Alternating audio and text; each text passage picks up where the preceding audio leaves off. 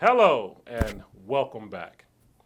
In our previous video, we talked about the e-portfolio as being an excellent way to show evidence of our competency and skill that we possess to show that we are the best candidate for the job. And so we want to continue on that and look at, are you the best candidate for the job?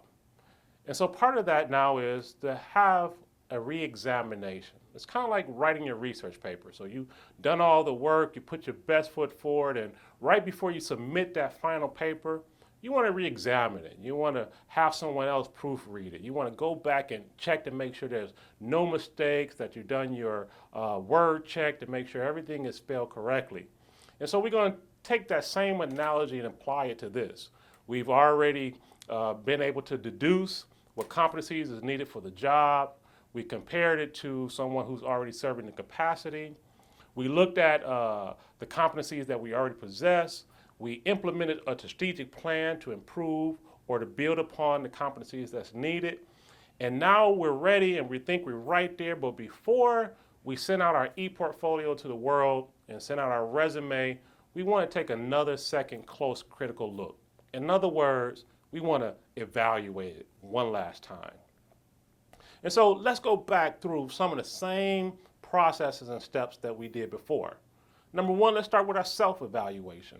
We want you to begin to evaluate all of those different things that we've previously evaluated before, such as looking at your SWOT analysis. Are you still meeting the strengths, weaknesses, opportunities, and threats? Actuality, we should see some of your weaknesses now move into the strength category. And we should see you be able to identify the opportunities and minimize the threats. Another thing that we want to do is look a second time at our dashboard metric. Initially, we saw things that we were already green at, and that was a go. Then we looked at the yellow to see where we might need some more help to get to green. Then we looked at the red, where we didn't have anything at all, and we need to build upon skills from the beginning. And so now when we look at that dashboard, we should see more in the green that we're ready to go. Maybe a very few in the yellow and perhaps none in the red. We also want to look at those competencies more closely to make sure that we can show evidence of these competencies and skills.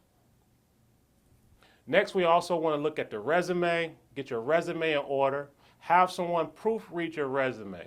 Make sure that you are designing a resume that is very specific for the job and the company for which you are applying. A lot of people have a blanket or a general resume. That really does not put your best foot forward. So I reiterate to make sure your resume is curtailed exactly for that job and that company. Also, take another look at your e-portfolio. Make sure you have the best pictures or videos or writing samples, whatever you have deemed necessary to show evidence to your competency. Solicit feedback from your peers, people that might be a colleague, someone that might be in one of your courses, a good friend, someone that you trust will give you an honest and accurate feedback to what you need to improve on, what you might need to change, or what you might need to edit.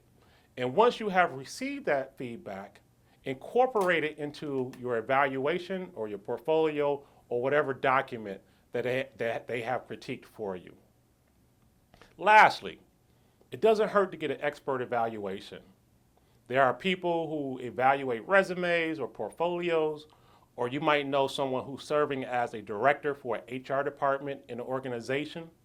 And so it does well to get an expert evaluation.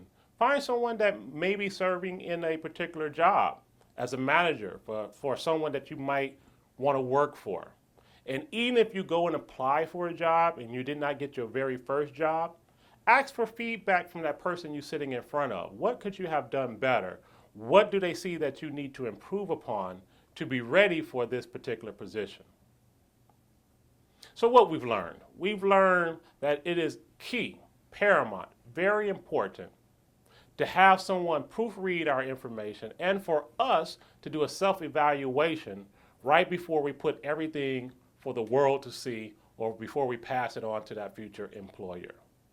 Coming up next, we will talk about putting it all together and how we're going to present our best foot forward to prove that we are the best candidate for the job.